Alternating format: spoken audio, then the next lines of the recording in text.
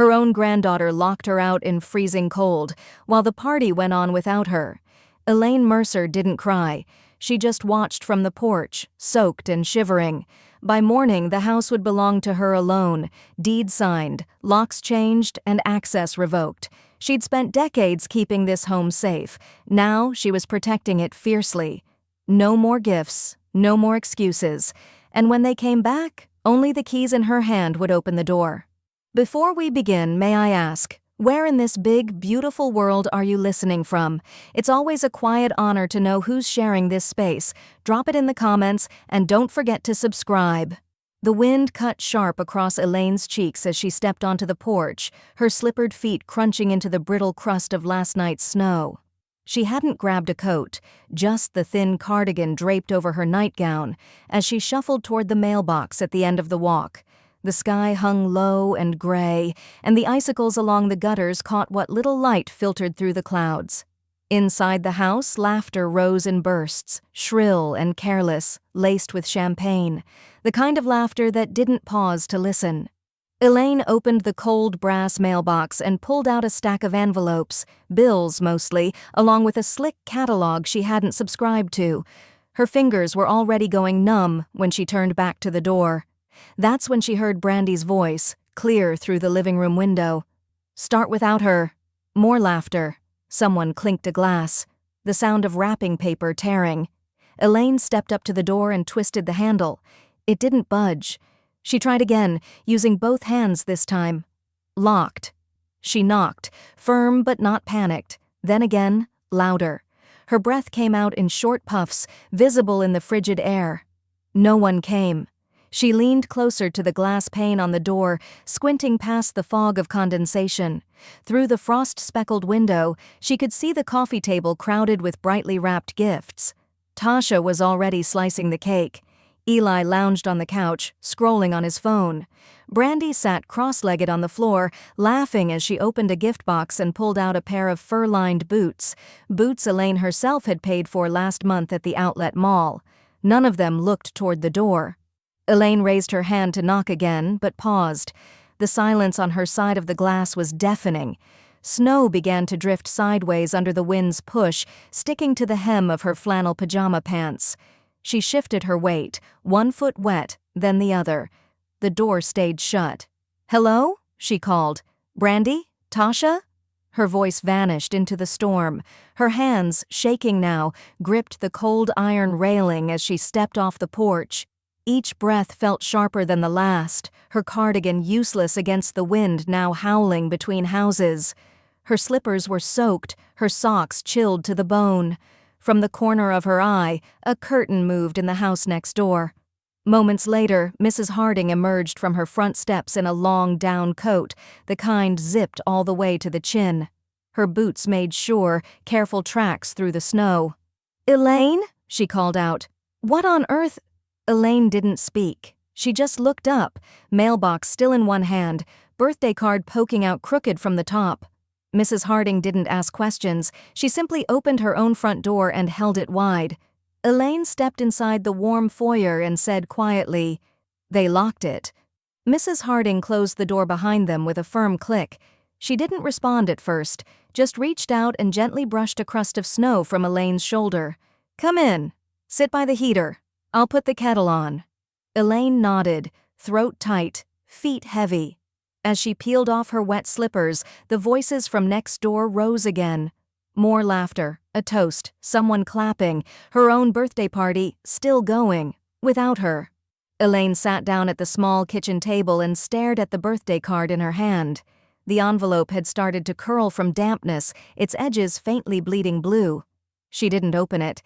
Instead, she looked up at the old mantel clock above the stove. Tick, tick, tick. The second hand crawling forward like it was holding its breath. The kettle began to steam. Elaine blinked once, slowly, and said, more to herself than to anyone, "They started without me." Mrs. Harding placed a hand on hers. "You don't have to finish it with them either."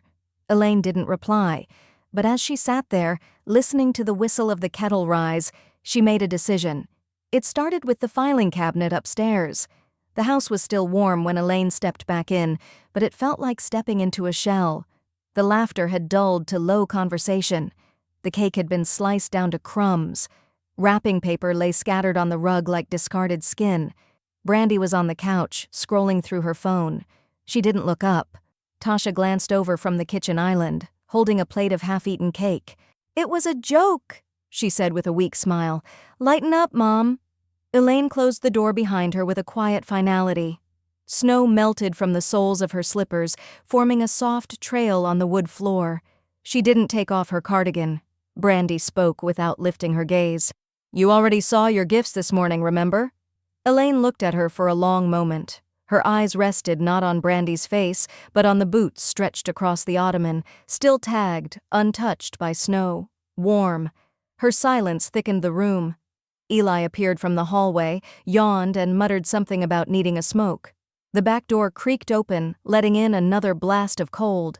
Tasha busied herself with refolding a torn gift bag, her eyes avoiding Elaine's entirely. Elaine's gaze drifted to the coffee table. The shiny boxes had all been opened, tissue paper wilted from their corners, ribbons tossed aside like they meant nothing. Then she spotted it, under the edge of the table, next to an empty Solo cup and a balled-up napkin. A small square box wrapped in silver paper, neatly folded. The tag read, in her own handwriting, "To Mom. Love, Brandy." It hadn't been touched. She bent down slowly, picked it up, and held it in her hands. The paper was smudged now, dulled from the floor. A glob of frosting clung to one corner like a thumbprint no one bothered to clean. She didn't say a word, just stood up, walked past the couch, and started up the stairs. "You're welcome, by the way," Brandy called after her, voice thin with performative cheer. Elaine didn't stop. At the top of the stairs, she paused to catch her breath, not because she was tired, but because she needed to steady something inside herself, something old and soft that had just gone still. In her room, she set the silver box on her dresser. It made no sound when it landed, like it didn't contain anything at all. She crossed the room and opened her closet. Behind the row of neatly pressed cardigans, behind a stack of quilted linens, there was a lockbox screwed into the back wall. A pale blue filing cabinet tucked out of view, its finish chipped, handle worn smooth from years of use. She knelt down, reaching into her jewelry box for the key. It was still there, tucked beneath the old brooch shaped like a sparrow. The lock gave way with a soft click.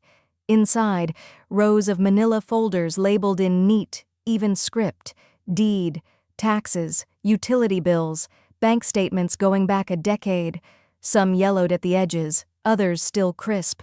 She ran her fingers across them slowly, reverently. This was the record of everything she had built, everything she had paid for, protected and preserved. In a house where no one said thank you anymore. Elaine pulled out one folder, then another, stacking them on her bed like a builder gathering her materials. From the window, she could still hear Eli laughing in the backyard, muffled through the glass. Downstairs, Brandy had turned the music back on. Something synthetic and loud pulsed faintly through the floorboards. Elaine turned toward her nightstand, opened the drawer, and pulled out her check register. It had been updated meticulously, just as her late husband used to do. That steadiness was still in her. But tonight she wasn't just balancing numbers. She was counting lines, drawing them, redrawing them. Her hand hovered over the last entry. Then she reached for a blank notepad and uncapped her pen. Whatever came next, it would begin here, in her own ink, on her own terms. As the house thumped quietly with the sound of someone else's music, Elaine opened the manila folder marked Legal, Property, and Access, and began to underline.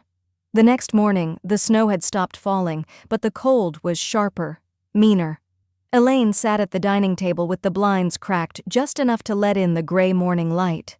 The manila folders were spread out in front of her like a game of solitaire, where every card had her name on it. The furnace kicked on with a dull thud beneath the floor. Upstairs, Brandy was still asleep. Eli's coat was slung over the banister.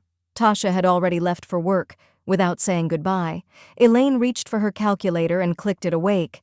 She started with the water bill, 8 years' worth of payments, everyone drawn from her account. Gas, electric, property taxes, trash pickup, all hers. She double-checked the routing history. No contribution from Brandy. Nothing from Eli, of course. Not even Tasha. Not since Rick died. Elaine leaned back in the chair and stared at the ceiling. It had once been her and her husband sitting at this table calculating Christmas budgets. Now it was just her, and a mountain of proof that no one else had lifted a finger. She picked up her phone and scrolled until she found the contact. Gina Reyes, family law/property. Elaine tapped call. "Elaine," Gina's voice answered, cool and steady. "I was wondering when I'd hear from you." They spoke for 12 minutes. No emotion, just facts. Elaine asked, her questions in a flat, clear tone. Gina answered in the same rhythm. Yes, the house was solely in Elaine's name. Yes, she could issue a reclaim notice. 30 days' notice was all it would take to legally remove anyone not contributing or on the deed. No, she didn't need a confrontation to begin the process, just documentation. Elaine looked down at the folders surrounding her. She had documentation in spades. As they wrapped up the call, Gina said, "This'll be cleaner than you think, but I'll need every record." "You'll have them by the end of the week," Elaine replied. She hung up and stood slowly. The silence of the house was suddenly loud. Her slippers dragged slightly across the tile as she walked to the drawer beside the refrigerator. She pulled out an old yellow legal pad and began listing items by category: utilities, mortgage, incidentals, Wi-Fi, groceries, auto renewals. She didn't even need to look at receipts. She knew by memory what had gone out, what had come back. Nothing. There was a soft knock on the back door. Mrs. Harding stood there bundled in wool, a thermos of something steaming in her hands. Elaine opened the door with a smile so faint it barely qualified. "Thought you might need a warm-up," Mrs. Harding said, stepping inside. "You look like a woman doing math in more than dollars." Elaine offered a half nod and motioned to the table. "You need anything witnessed?" Mrs. Harding asked quietly, scanning the spread of documents. "Not yet," Elaine replied, "but maybe soon." Mrs. Harding nodded like she already understood more than Elaine had said. As the door closed behind her neighbor, Elaine heard movement upstairs. Brandy's voice filtered down the hall, echoing off the walls. Eli's deeper tone followed, groggy and annoyed. Then the unmistakable sound of music blaring, cheap speakers, distorted bass, some auto-tuned mess that shook the kitchen light fixture. Elaine exhaled once through her nose, calm, steady. She returned to her seat, picked up her pen, and underlined the phrase, "Total property ownership, single holder." By mid-afternoon, a Jeep pulled into the driveway, lights flashing as a group of Brandy's friends piled out, one of them carrying a bag of red Solo cups, another dragging a Bluetooth speaker the size of a small suitcase. Elaine didn't move from her chair. The music rose. Laughter followed. Someone knocked over a plant on the front porch. No one cleaned it up. Elaine stood, crossed to the hallway, and opened the breaker box. She looked at it for a long time, her finger hovering over a single switch labeled basement/party room. She didn't flip it. Not yet.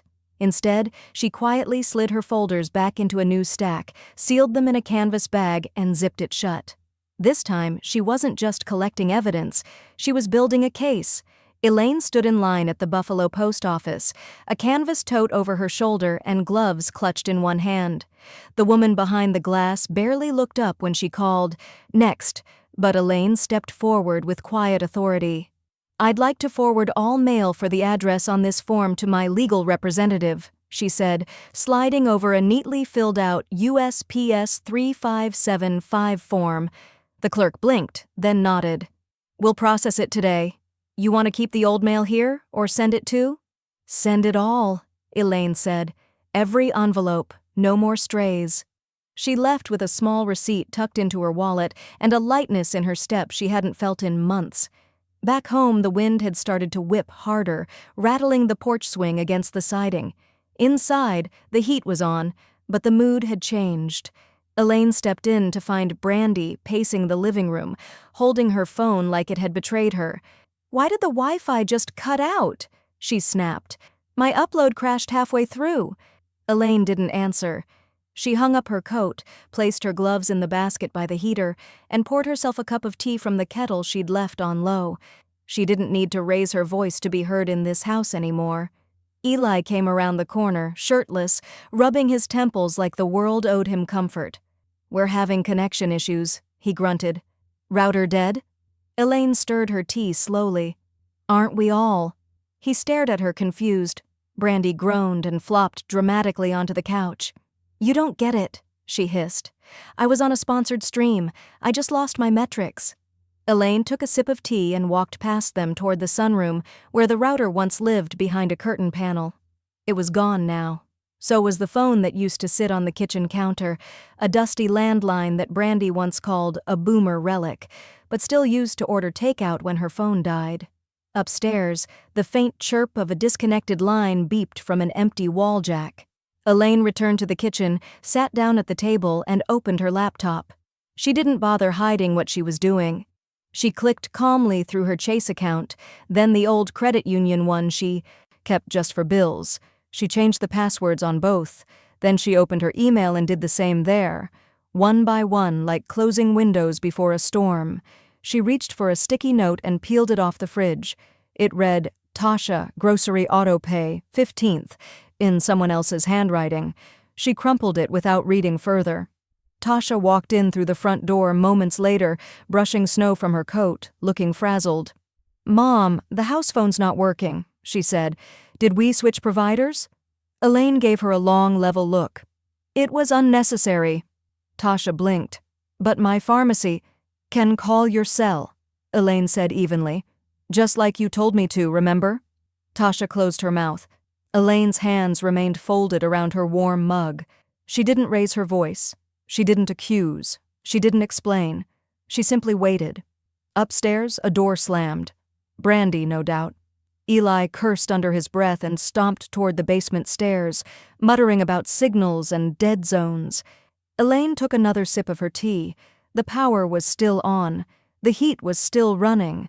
But little by little, the house was pulling back into her, like a winterized cabin, quiet, efficient, sealed against the elements. She pulled her planner closer and began writing dates in ink. Not guesses, not threats, just what came next. Down the hall, Brandy shouted, "Seriously, what the hell is going on?" Elaine didn't look up. She turned her laptop to the final tab, a document she hadn't opened in a year, her living will. She scrolled through it slowly, her finger hovering over a section labeled Beneficiaries. There was still time, but not much. Elaine sat at her desk as dawn pulled pale streaks across the snow-dusted windows.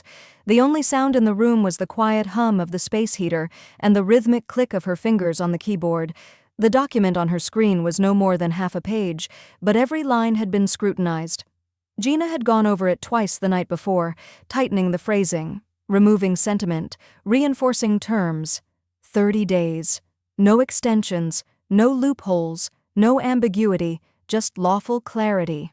Elaine hit print. The whir of the old inkjet sounded louder than usual, as if the house itself were leaning in to hear. She pulled the first copy out gently, smoothing the page on the desk. Then 2 more followed, each sheet crisp, final, and unmistakably hers. She folded one, slid it into a manila envelope, and addressed it to Gina. The second she kept for her own file. The third she pinned to the corkboard in the kitchen, center position directly beneath the handwritten grocery list that no one but her ever fulfilled. She stepped back and looked at it. 30 days to vacate. Failure to comply. Will result in formal legal action. Tenant status, unapproved, unauthorized. The font wasn't threatening. It didn't have to be. It was factual, cold, lawful. The coffee had barely finished brewing when the shriek came from the hallway. "What is this?" Brandy stormed in barefoot, wearing one of Elaine's old cardigans like a costume, phone clutched in her trembling hand. She slapped the paper with her palm. "Are you kidding me? You're evicting your own family?" Elaine stirred a splash of cream into her cup. "Technically, you're not on the lease, or the deed, or anywhere." "You can't do this," Brandy hissed, voice rising. "It's the middle of winter. We'll freeze out there." Tasha appeared behind her, robe clutched tight, eyes wide with disbelief. "Mom, please, you don't mean this. It's freezing outside." Elaine didn't respond right away. She took a slow sip, letting the silence fill the room like rising steam. Then, quietly, "I know." Tasha blinked, stunned by the calm. Elaine placed her cup on its saucer and walked to the corkboard. She adjusted the paper by half an inch, not because it needed fixing, but because she could. Brandy waved her phone like it was a sword. "You'll regret this," she barked. "I'll post it. Right now. I'll tell everyone you kicked your own granddaughter into the snow." Elaine looked her dead in the eye. "Do you want to include the footage of you locking me outside during my birthday?" Brandy's mouth snapped shut. Tasha reached out weakly, like touching Elaine's sleeve might undo all of it. "We just need time, that's all." "You've had 8 years," Elaine said, her voice clear, level, and devastating. From the living room, Eli's voice floated in, "What's all the yelling?" Elaine didn't answer. She walked past them, through the hallway, and into her room. She closed the door behind her and leaned against it for a long, silent moment, letting the weight of the house rest on the other side. On her desk sat her planner, already marked with the final date. At the bottom of the page, she wrote a single word: irrevocable. Downstairs, the sound of Brandy's footsteps pounded toward the front door, followed by the low rumble of her voice through the phone. Elaine picked up her copy of the notice and slid it into the blue filing cabinet beside her will. She opened the next drawer. Inside, a small, sealed box labeled Security Deposit, photos, and a folder titled Asset Transfers Draft. As she reached for it, she heard something slam hard downstairs. A cupboard, or maybe the back door. Elaine didn't flinch.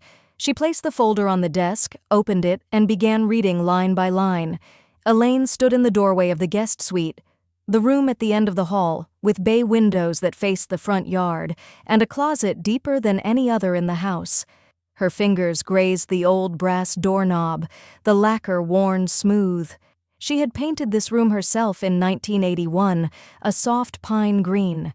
The trim still bore faint brushstrokes under the sunlight. She stepped inside. Brandy's clothes were strewn across the armchair in the corner. Makeup palettes littered the windowsill. A ring light leaned haphazardly against the wall, blinking with a half-dead bulb. The smell of old perfume and heated styling tools hung in the air. Elaine opened the closet door, saw 3 shopping bags full of fast fashion, and calmly turned away. She didn't raise her voice. She didn't ask. Instead, she walked back to her own room, opened her desk drawer, and retrieved a small brass keyring. Then she made 2 calls, one to a locksmith, the other to Home Depot. By noon, the hallway echoed with the sound of Brandy's voice rising again. "You can't just go through my stuff. This is literally my space."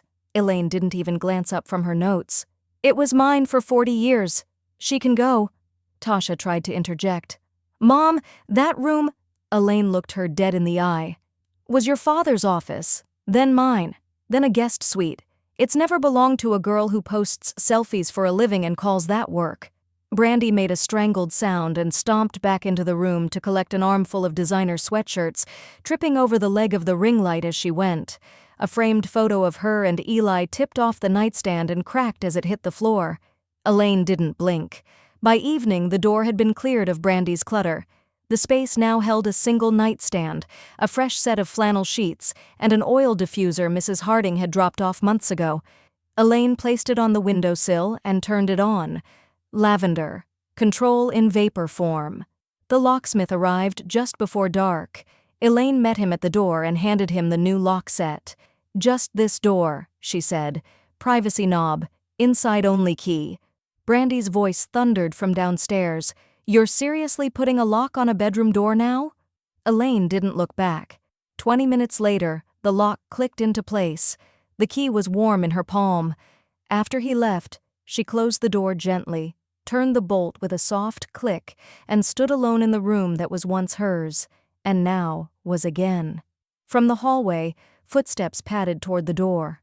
A hesitant knock. "Tasha." "Mom?" Elaine opened the door halfway. Tasha stood with her phone in hand, lips pressed into a worried line. "I just got declined at the pharmacy," she said quietly. "My auto pay—" "I canceled all charges tied to my accounts," Elaine replied. You'll need to update your information." Tasha looked stunned. "But I didn't even know—" "That's the point," Elaine said, and gently closed the door again. The click of the bolt this time sounded deeper, heavier, a dividing line drawn in wood and brass. An hour later, Mrs. Harding knocked at the back door. She stepped inside, holding a portable space heater and a box of chamomile tea. "Thought you might need this," she said. "Heard the voices through the wall?" Elaine took both items and smiled faintly. "They're not used to walls that say no." Mrs. Harding placed a hand on hers. "Takes courage to reclaim what you gave away gently." Elaine nodded and said nothing more.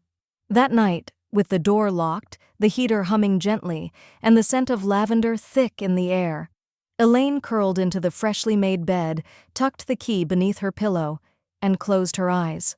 Down the hall, the bass of Brandy's music returned, angrier now, laced with sarcasm, too loud for the hour. Elaine rolled over and reached for her phone. She typed 3 words into a message to Gina and hit send, ready for filing. By morning, Brandy had weaponized the internet. Elaine sipped her coffee while scrolling through Facebook on her laptop, a tab she rarely opened. But today it was necessary. Brandy's post had gone live at 7:12 a.m., a carefully filtered selfie with puffy eyes, no makeup, and the caption, "When your own grandmother kicks you out in the middle of winter, no heat, no food, no love, all because I stood up for myself. Elder abuse, invisible victims, family isn't always family." Underneath were hundreds of likes, heart reacts, and outraged comments from people who didn't know a thing. Elaine read it once, then once more, as if it were a case study in delusion. Then she opened a folder labeled Proof of Ownership and Payment History and selected 3 PDF files: Property Tax Summary, Utility Ledger, and Deed Verification. She uploaded them to a private drive link, no caption, no hashtags. She copied the link into a direct message to Brandy with just one line beneath, "Erase this, or I go public." 10 minutes later, the post vanished. Brandy never responded. Gina called that afternoon. She tried to file a harassment complaint through a third-party advocacy group, she said, her voice smooth and unsurprised. "They flagged it. I sent over your documents. We're moving forward." Elaine nodded into the phone. "I figured. I'm filing the formal court paperwork this evening. We're no longer in the warning phase, Elaine. It's real now." Elaine looked around her room, the folded quilts, the quiet heater, the teacup half drunk on the dresser. "It's been real for years," she said. Later that day, the doorbell rang. Elaine opened it to find Donna Mitchell, her old friend from the PTA, holding a mason jar of soup and a pair of wool socks. "I just saw the whole thing online," Donna said, stepping inside, "and I've never been prouder of you." Elaine let out the smallest laugh. "I didn't post it." "You didn't need to," Donna replied. "It's obvious who finally got fed up, and about damn time." Elaine accepted the soup with both hands. That evening, she walked through the kitchen just in time to hear Eli screaming into the phone in the living room. "I pay for this damn internet." "He didn't. And you can't just shut me down with no notice." "They could. I live here too." "He didn't. Not legally." Elaine passed by him like a gust of cold air. He turned toward her, mouth half open, but she spoke first. "Service is in my name. Feel free to open your own account, if you have an address for the bill." She watched something flicker behind his eyes. Rage, yes, but confusion too. These people weren't used to boundaries. They were used to drifting on entitlement and assumed access. Tasha came to her later that night, just before midnight. The house had gone quiet. Only the faint buzz of the fridge and the occasional howl of wind outside broke the silence. Elaine was brushing her hair in the hallway mirror when she saw Tasha's reflection behind her. "Mom," Tasha began, "I'm not trying to argue, but she's scared. Brandy's not handling this well." Elaine lowered the brush and turned around. "Neither was I when she locked me outside." Tasha's voice cracked. "I can't choose between you two." "You already did," Elaine said. "Years ago? When you stopped asking who paid for the heat?" Tasha stepped forward, hands wringing the hem of her sweatshirt. "If I talk to her, get her to leave peacefully. Will you help me? Just me?" Elaine's eyes didn't flinch. If she leaves by the end of the week, yes, but not one day after. Tasha looked down, ashamed. She didn't argue. When she turned to leave, Elaine said softly, "That room at the end of the hall still has your father's book collection. If you'd ever like to read something real?" Tasha paused, but didn't answer. The door clicked shut behind her. Back in her room, Elaine sat on the bed and opened her laptop. Gina had already emailed her a copy of the official court filing, stamped and submitted. She downloaded it, saved it in 3 different folders, then printed a hard copy and placed it under her pillow. As insurance. Downstairs, Brandy's voice rose again, more distant now, distorted through a phone speaker. "No, she's crazy. She has all this paperwork. It's like she planned this." Elaine stared at the ceiling. "No," she thought. "I remembered. You just forgot." Elaine wore her wool peacoat and leather gloves that morning. Real winter gear, not the cardigan and slippers she'd worn the day they locked her out. She stood in line at Buffalo's City Hall with her tote bag resting at her feet and a folder clutched tightly in her hands. Inside the folder, her driver's license, notarized deed, original will, utility bills with her name printed in bold at the top, and 3 photos, time-stamped and clear, of the birthday party she never got to attend. At the clerk's window, she spoke with quiet, unwavering clarity. "There's a claim made against my capacity. I'm here to show it's unfounded." The woman took the documents, scanned the ID, and frowned. "It says here you've been listed as mentally unfit in a third-party notation request." Elaine raised an eyebrow. "Filed anonymously?" "Yes, ma'am." "I can guess who," Elaine said. She tapped the folder gently. "These are originals, not screenshots, not accusations, facts." The clerk nodded, flipping through the pages. "We'll get this corrected and flagged. I'll issue a correction receipt before you leave." Elaine waited silently, eyes fixed on the buffalo seal mounted above the office door. Her shoulders, though aged and slim, sat squared. She wasn't asking for her name back. She was retaking it. Back home, Gina's email came through by mid-afternoon. Subject, forgery report filed body. Brandy's anonymous report and false advocacy claims have officially triggered a citation. She's being notified. We have everything documented. Stay the course. Elaine forwarded the email to her own private archive, then walked out to the porch with a roll of reflective 24-hour surveillance decals. She pressed one onto the mailbox post, another near the garage, and a third directly above the back door. The next day the cameras arrived, 4 of them, sleek and modern. Mia, the local tech-savvy neighbor's daughter, helped her set them up without a word of judgment, just soft clicks of approval. "You'll want to angle this one toward the basement window," Mia said. "That's where most people try to get slick." Elaine nodded. "Exactly what I was thinking." By nightfall, Brandy's room was dark. The upstairs door to the guest suite no longer opened to her. The couch in the basement was piled with her blankets, a single pillow, and an open laptop balancing on a Tupperware bin. Elaine saw it when she passed by the stairwell to do laundry, Brandy curled up with her hood over her face, glaring at the blue glow of the TV, volume muted, but her presence loud. Elaine didn't say a word. She simply turned on the camera monitor in the hallway, confirmed the motion sensors were active, and returned to folding towels. The next morning, a new sound replaced the constant thrum of argument and accusations, the slow drag of cardboard. Tasha was packing, not dramatically, not angrily, just quietly, methodically, placing blouses into a shallow suitcase, stacking vitamins into a grocery bag, taping shut a small bin of cleaning supplies Elaine hadn't seen her touch in years. Elaine watched from the doorway. "You don't have to leave yet," she said softly. Tasha didn't look up. "I think it's time. Even if Brandy stays until the clock runs out, I can't pretend this isn't my fault, too." Elaine walked over and picked up a folded shirt from the pile, blue with tiny stars, one she remembered buying Tasha during a road trip to Erie. She folded it tighter. "You made a choice. Now you're making a different one." Tasha's voice cracked. "I forgot how to draw a line." Elaine looked at her. "That's okay. I remembered." That evening, Brandy stomped up from the basement to find a new sign posted on the refrigerator. "Notice. All shared living spaces are under surveillance. Tampering with equipment will result in law enforcement notification. Brandy tore it down and crumpled it in her hand. Seriously? What are you now, big brother? Elaine glanced up from her crossword at the kitchen table.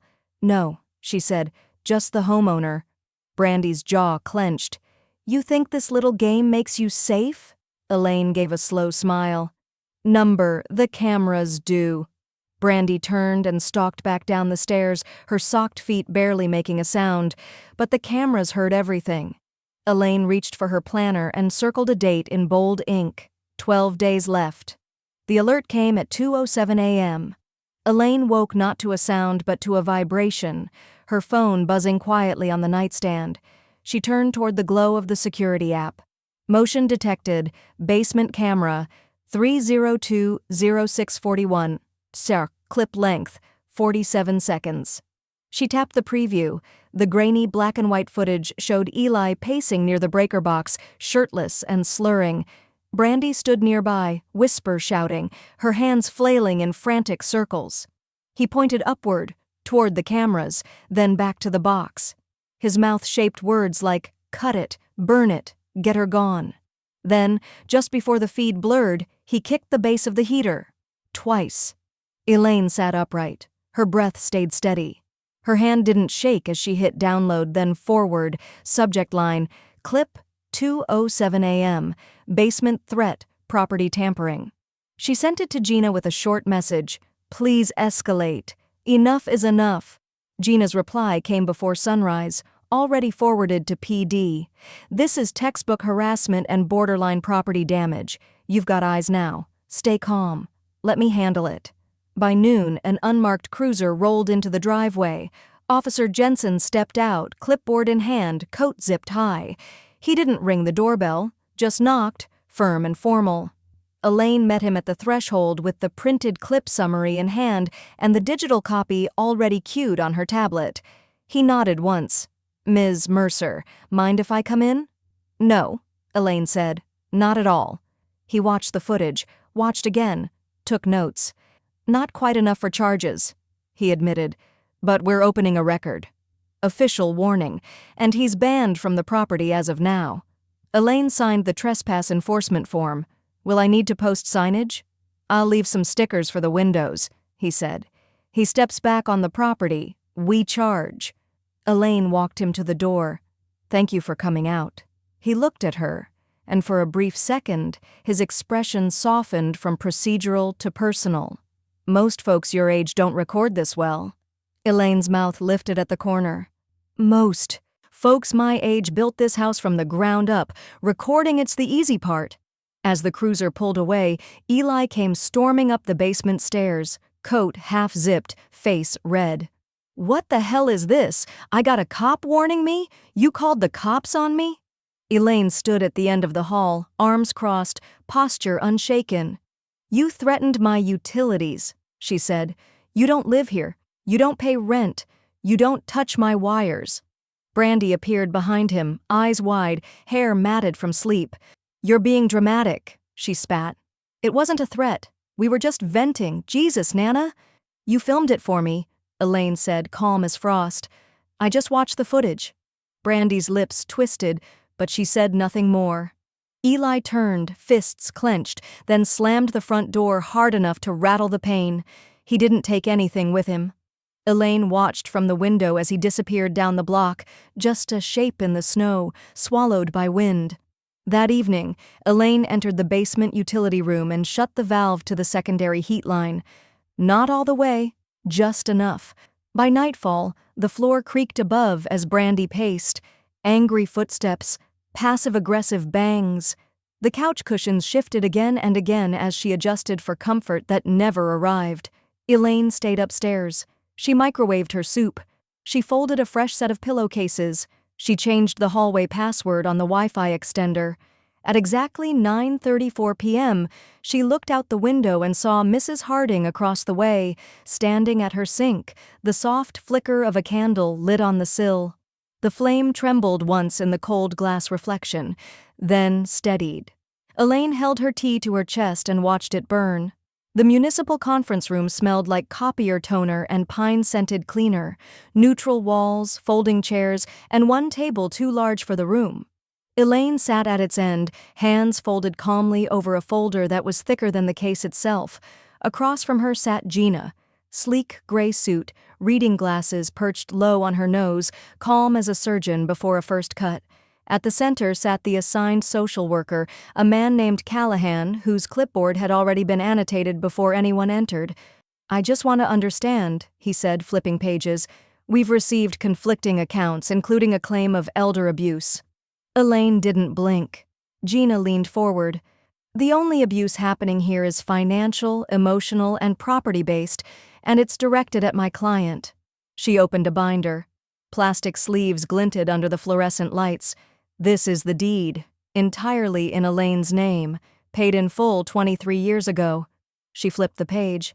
"These are the utility payments, 8 years of records, not one payment by anyone else. Flip. Medical history, stable, independent, no impairment whatsoever. You'll find the primary physician's statement on page 14. Flip. Screenshots of family messages. Brandy calling Elaine a hoarder hag for refusing to pay for new shoes. Tasha ignoring texts asking them to shovel snow after storms. Eli never responding to anything but Wi-Fi outages. Flip. A printed frame from the birthday footage. Elaine, standing outside in the snow, clutching mail in soaked slippers while cake was cut inside. Gina didn't raise her voice. She didn't need to. Callahan skimmed each sheet, his jaw tightening by degrees. "This is very thorough." Elaine reached for a paper near the bottom of her folder and slid it forward. "This is the police warning against Eli," she said quietly. "Issued after he kicked my heating unit in the basement. That footage is time-stamped. It's archived." He nodded once and set down his pen. "The case is dropped," he said. "We're closing it today." Elaine exhaled, not with relief, but with completion. Tasha sat behind her daughter, hands in her lap, head bowed like she was trying to fold into her own coat. Her tears came quietly, absorbed by her scarf. Elaine turned to her. "You can go with her," she said. Tasha looked up, stricken. "Mom, you stood by." "For years," Elaine said, not cruelly, but plainly. "You'll need to stand somewhere else now." Gina handed over one last form. "We're also preparing a restraining clause in the estate file. Emergency enforcement if necessary. Ms. Mercer would like it on record." Callahan looked between them and nodded. "We'll attach it." Brandy stood in the corner, leaning against the wall like it owed her something. Her arms were crossed, legs twitching with unspoken venom. "I hope you rot in that house," she spat. "You'll die alone, you bitter old bitch." Elaine didn't even look at her. She picked up the last document, cleared her throat, and began reading. "This is a notarized letter affirming sole property rights, utility management, and financial independence. I, Elaine Mercer, have maintained this home without outside assistance and have chosen to remove individuals residing under false entitlement." Her voice didn't waver. She read the final line slowly. "Folks my age built this house from the ground up. Recording it's the easy part." As the cruiser pulled away, Eli came storming up the basement stairs, coat half-zipped, face red. "What the hell is this? I got a cop warning me? You called the cops on me?" Elaine stood at the end of the hall, arms crossed, posture unshaken. "You threatened my utilities," she said. "You don't live here. You don't pay rent. You don't touch my wires." Brandy appeared behind him, eyes wide, hair matted from sleep. "You're being dramatic," she spat. "It wasn't a threat. We were just venting. Jesus, Nana." "You filmed it for me," Elaine said, calm as frost. "I just watched the footage." Brandy's lips twisted, but she said nothing more. Eli turned, fists clenched, then slammed the front door hard enough to rattle the pane. He didn't take anything with him. Elaine watched from the window as he disappeared down the block, just a shape in the snow, swallowed by wind. That evening, Elaine entered the basement utility room and shut the valve to the secondary heat line.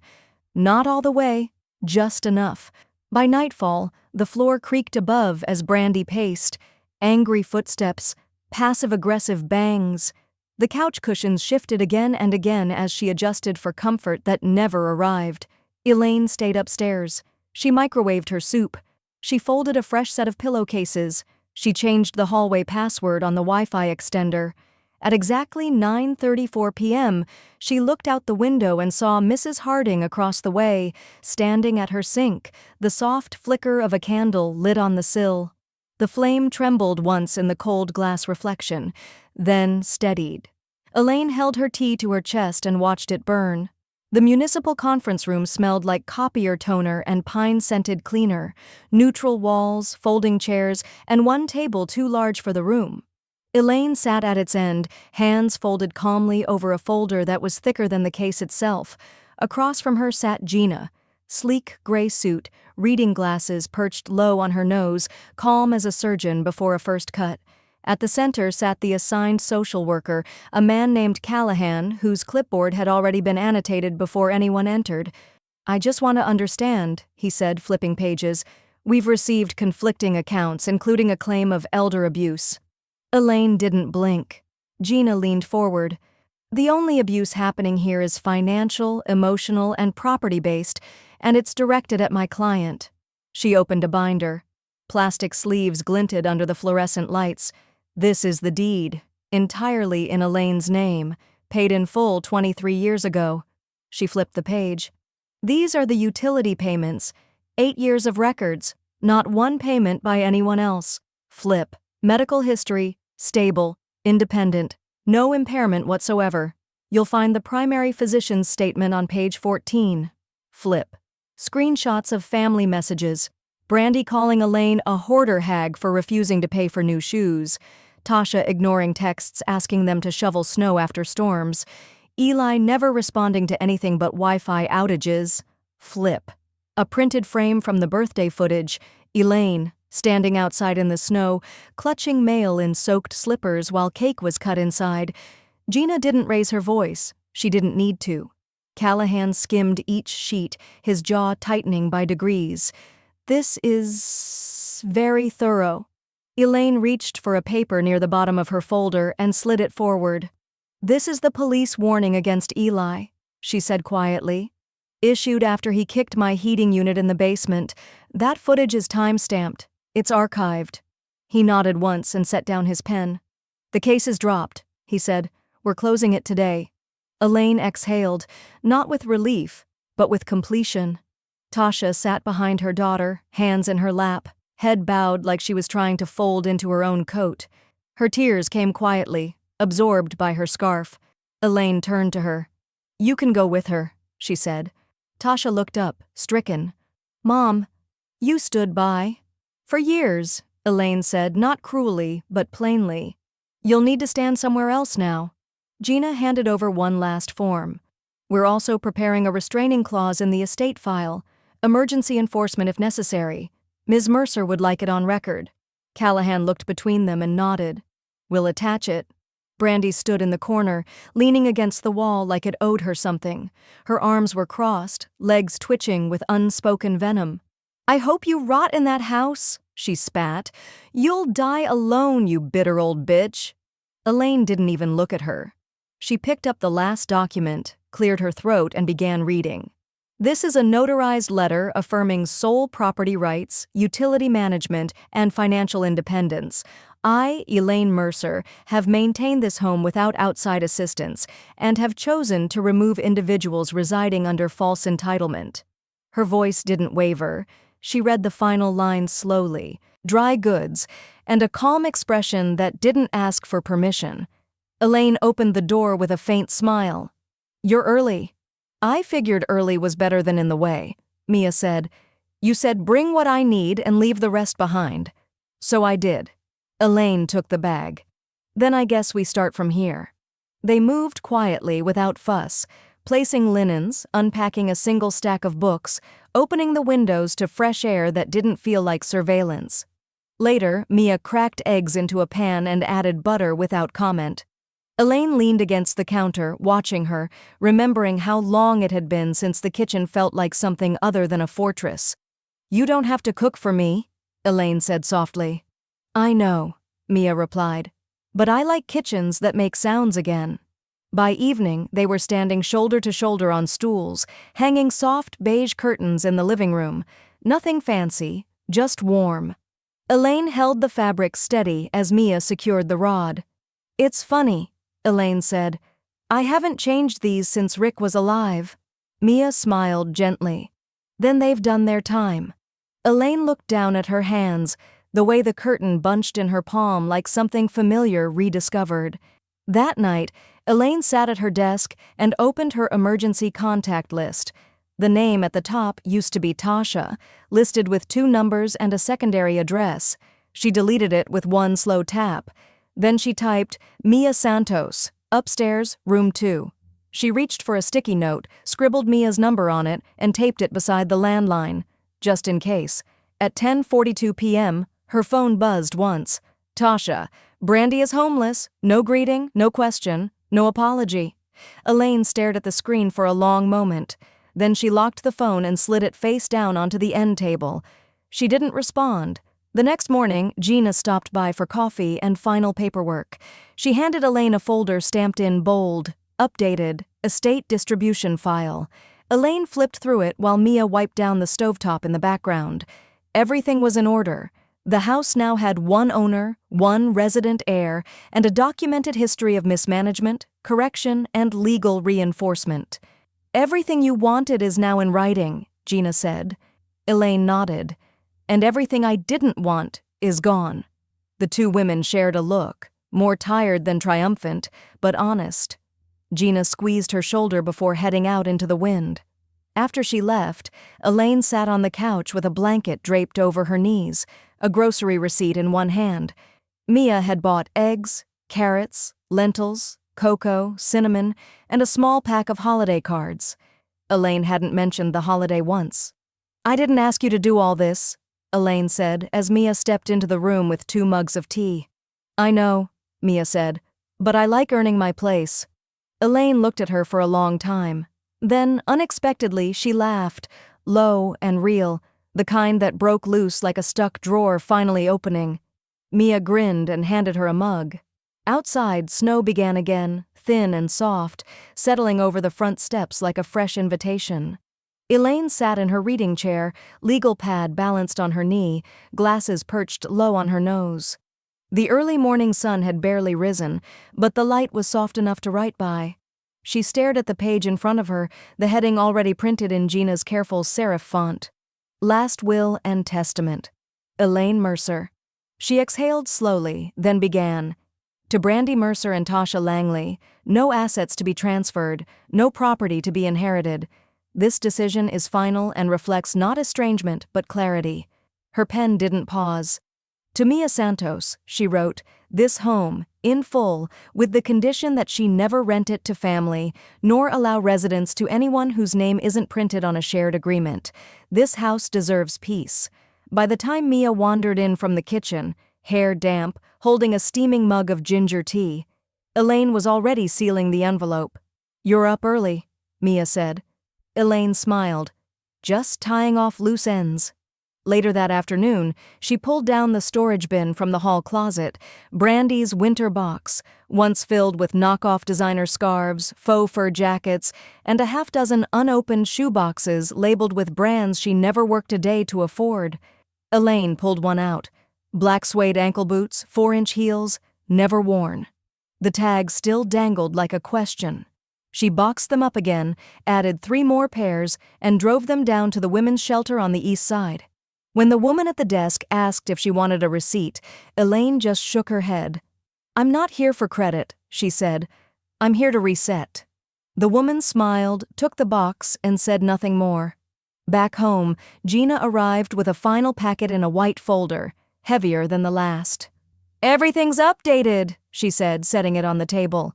"Will, living trust, complaint record, deed title, all secured. Even the forgery case is now officially referenced in the legal notes, should anyone try to make noise later." Elaine opened the folder and skimmed page 1. It was all there. Not just her assets, but her absence of apology. When Gina left, Elaine stood at the back door and watched the yard. The snow had crusted over, blanketing the old stepping stones Rick had laid before his knees gave out. She slipped on her boots and stepped outside, her breath clouding the air like warm punctuation. The wind bit, but she didn't flinch. She walked the length of the yard slowly, passing the empty bird bath, the overgrown hydrangeas, the small compost bin that had once been Brandy's zero-waste project, abandoned after 2 weeks. She reached the fence and turned back toward the house. For the first time in years, it didn't feel like a cage. It felt earned. As she stepped onto the porch, Mrs. Harding called softly from across the lawn. She was bundled in her long wool coat, hands tucked into her sleeves. "Chilly morning for walking memory lane?" she said. Elaine smiled faintly. "Needed to see it. All of it." Mrs. Harding tilted her head. "What you did wasn't cold." Elaine looked up. "It was clear," Mrs. Harding said. "And some people don't understand the difference." Elaine didn't answer. She just nodded once and stepped inside, closing the door gently behind her. That evening, Elaine scrolled through Brandy's social feed. It was a new account. Different name, same drama. Another story, this time with blurry selfies and cherry-picked screenshots. The caption read, "Thrown out by the woman who raised me. Everything I had, she stole. Hope karma comes fast. Truth hurts. Homeless. And strong." Elaine's finger hovered over the screen. She didn't comment. She didn't report. She simply opened her camera roll and tapped share. One image. Her outside in the snow from that birthday morning, coatless, slippers soaked, face half in shadow, holding the unopened silver-wrapped gift. She typed one line for the caption. "They unwrapped my gifts without me, so I unwrapped the deed instead." She hit post. The screen refreshed. Notifications began rolling in, fast. Elaine didn't check the reactions immediately. She put the phone down after she posted and went about her evening, washed the mugs, fed the cat that didn't belong to anyone but still showed up, and sat with Mia as they watched a nature documentary narrated by a voice so slow it lulled the tension out of the walls. But by midnight, the phone had buzzed more than it had in years. By morning, it had become something else. The photo, Elaine standing outside in the snow, coatless, holding the unopened silver-wrapped gift, was everywhere. The light behind her made her look both abandoned and unbreakable. The caption, "I was locked out of my birthday, so I opened the deed instead." It traveled across Facebook, then Twitter, then TikTok, where strangers stitched it into videos with piano music and voiceovers. What happens when the woman who held the house key decides it's time to turn the lock? Elaine sat in her robe at the dining table, scrolling slowly, quietly stunned. Comment after comment rolled in. "This hit harder than I expected. My mom's going through this right now. People forget the ones they drain have names. She looks like my grandmother, and I hope my grandma never has to be this brave." By the end of the second day, Brandy's account was gone. Not renamed. Deleted. Elaine didn't smile. She didn't gloat. She just clicked the icon again, saw the error message, and let it sit on the screen like closure. That afternoon, Mia set up the microphone. It wasn't fancy. A USB mic on loan from her friend at the community college, and a podcasting app with a free trial. Elaine watched as Mia adjusted the gain dial and wrote down bullet points on a yellow legal pad. "I thought we could just talk," Mia said. "Simple, your story, no drama, just truth." Elaine looked hesitant at first. Who would listen? Mia gave her a small smile. Everyone who thought they were alone. They recorded for 32 minutes. Elaine didn't perform. She didn't script. She told it straight. How Rick died, how silence filled the house, how that silence got mistaken for space, how Brandy moved in and never left, how Tasha stopped visiting unless there was something to be fixed, how one night of being locked outside became the moment she knew the house was no longer hers, not by law, but by usage. "And I wanted it back," she said into the mic. "So I took it." Mia uploaded the file, added a quiet acoustic intro, and titled it simply, The Homeowner. Episode 1. They didn't advertise it, but people found it anyway. By the end of the week, Gina's inbox was flooded. Clients, survivors, attorneys, A woman from Michigan who said her son drained her pension and left her living in the basement. A retired nurse in Denver who signed over her house to her daughter during chemo and hadn't been allowed back in the kitchen since. "I'm not just hearing stories," Gina told Elaine over coffee. "I'm seeing your blueprint become theirs." Elaine stirred cream into her cup and said nothing. Later that evening, she pulled a card from the small pack Mia had bought on her grocery run. It was blank, except for a silver border. She wrote, "For every woman who was made to feel like a guest in her own home, take the key, rewrite the locks. It was always yours." She tucked it into an envelope, wrote Mrs. Harding on the front, and set it by the door for morning. Outside, snow fell again. Not heavy, not loud. Just enough to erase tracks. Inside, the house was quiet, but not empty. Not anymore. Elaine stepped outside in boots that didn't slip and a coat that had survived 8 buffalo winters without a tear. The air bit, but her scarf was thick and the sky above was clean, one endless, pewter-gray sheet pressing gently against the quiet world below.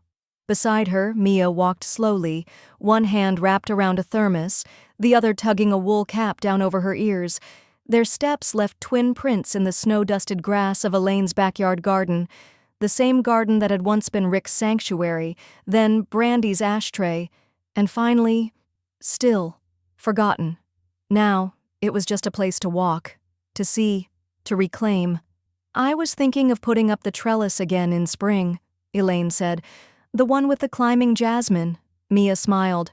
"I've never seen it bloom." "Then we'll make sure it does." They circled the old vegetable beds, now buried in snow, and came to rest at the newly cleared corner by the fire pit. Mia knelt down and struck a match, shielding the flame with her hand. Kindling snapped. Heat licked up from the pile like it had been waiting. Elaine passed her the thermos. They sat on the log bench together, wool blankets over their legs, cocoa steaming between them. "To warmth we earn," Mia said. Elaine lifted her mug. "And the cold we outlive."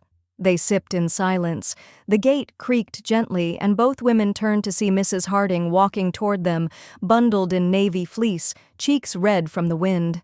In one hand, she carried a plastic bakery container with 4 cupcakes arranged inside, one with a single pink candle. "You didn't think I'd forget your real birthday, did you?" she asked.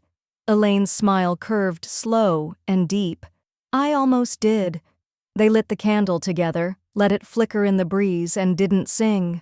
There was no need, just the hum of peace and fire and the unburdened kind of love that doesn't require fixing.